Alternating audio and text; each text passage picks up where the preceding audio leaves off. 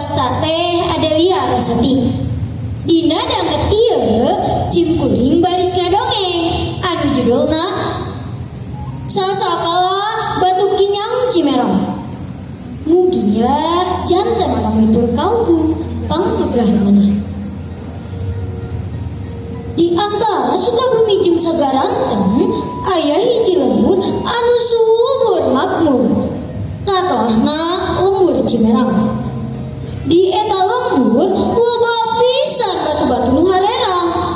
Kudu geus apal mah eta batu teh sok disarebatna Batu Kinyang. Pangna di Cimerang loba batu kinyang, sabenerna aya dongengna. Kieu dongengna teh.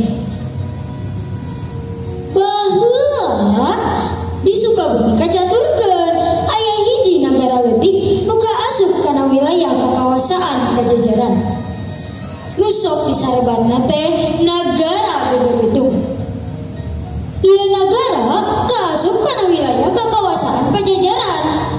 Atuh teu mata keran waktu pakuan Pajajaran digempur ku musuh, Gegerwitung ge sarua digempur. Ari ngagempurna musuh-musuh Pajajaran di belah wetan. Hiji mangsa karaton Gegerwitung diobrak-abrik ku musuh. Raja katut kulawargana hampir kabeh terlaya. Nu salamet ngan saurang nyaeta putrina nu jenenganana Putri Laras Pandanlayung. Nyi putri ge bisa salamet sote pedah teh di karaton. Anjeunna mah keur ngayanan musuh di alun-alun belah kulon. Nyi Putri Laras Pandanlayung kacida sedina. Barang apaleun yen nu jadi indung bapana katut adi lanceukna geus perlaya. Katambah deui nagarana geus karebut ku musuh. Dirina tuluy indit sakaparan-paran ngajauhan nagara nu dipikat cinta. Inditna Nyi Putri teh kabelah kidul, mapai-mapai jalan satapak. Maksudna sejak nyumput ka tempat anu aman. Akhirna Nyi Putri nepi ka hiji lengkop. Bluk nyeuh kana tunggul. Segruk ceurik baka tinggu ngarasa nalangsa. Dirina sasambat ka indung bapakna. Nya kamana nya kasaha minta tung kasalamatan juang jieunan sorangan daya indung daya bapak daya gesan pabuntangan. Basa di rumbun kabingung ngong aya sora tan katinggalan pokna teh. Nyi Putri teu kudu bingung teu kudu nguyung. Ayeuna mah geura teangan patapaan Kiresi Girang Madenda nu aya di Curug Cimerang. Nya di dinya Nyi Putri bakal jadi pangeling-eling balarea. Seug geura papai. Ceuk sora teh jempet. Nyi Putri cekat ceurigna rada leueur. Hatena ngarasa teuteup tanggeus meunang pituduh mah. Pikiranna teu baluang teuing, ceuk pamikiranna tangtu bakal aya jalma pikeun pakumaha. Brau Nyi Putri teh nyang. Mipir-mipir pasir, mapai-mapai alas, lebak jeung lekop kabeh disorang. Leuweung geledegan ge diasup bari jeung tawakal. Leuleuweungan Nyi Putri teh meunang sabulan. Kadaharana oge sakapanggihna bae kaya ningbong borosan, bebetian, jeung pupucukan. Nu diinungna ge cai wahangan jeung cai jangkareng. Hiji mangsa Nyi Putri manggih wahangan leutik tur daet. Eta wahangan teh dipapai nepi ka girang. Sugan jeung sugan patapaan Kiresi Girang Madenda keur diteanganna kapanggih. Akhirna Nyi Putri nepi ka hiji curug.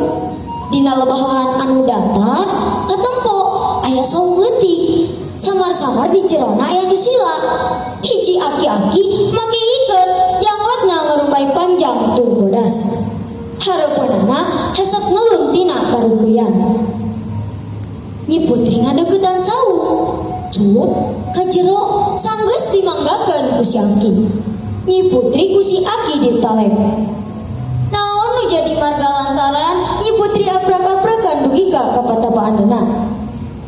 Nyi putri ngahulang sakedap teu waka ngajawab. Sok inggis nu disanghareupanna teh lain eyang Resi Girang Madenda.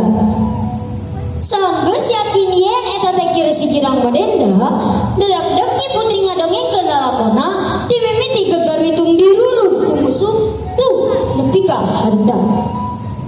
Nyi putri teh cumaritana anca pisan. Diselang ku nyusutan cai panon nu teu waleh ngalembere. Ingetanana rus ras ka ditu ka dieu. Ingat ka indung bapakna, ingat ka adik lanceukna, ingat ka rahayatna nu seep dicacar bolang bari taya ras-rasan. Nyi putri ku si Aki dibere piujang. Lila-lila meuleur tur nurut kana sakur pidudu eyang Resi Girang Madenda.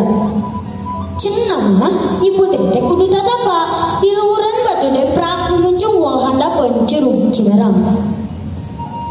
Nitih wanci mustari ninggal mangsa nu utama. Nyi putri ngamimitian tatapa eyang Resi oge sarua ngan tempatna beda. Anjeunna mah tatapana di jero saung. Nyi putri laras pandan layu enggoning tatapana estu anteng. Pancek sataun tatapana Nyi putri awakna ngadap-ngadap leungit. Leungit tanpa lebih, ilang tanpa daratan. Leungitna Nyi putri teh dibarengan ku sora cai anu ngaguru. Eyang Resi Girang Madenda buker tatapa di jero saung kagerewakeun ku sora cai anu ngaguru.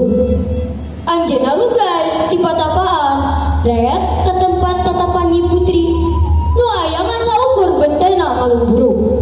Pok eyang Resi nyarita. Geus cundug nutup kukuna, geus mekas ninggal ngruasna.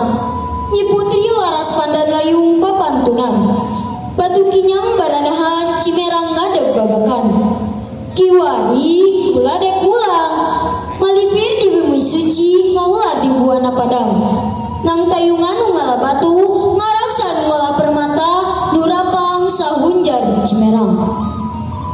Rengse nyarita itu brek-dekku hareupeun saung pasang petana siga kersemedi. Dalila leungit teu nunda ciri teu nunda tapak.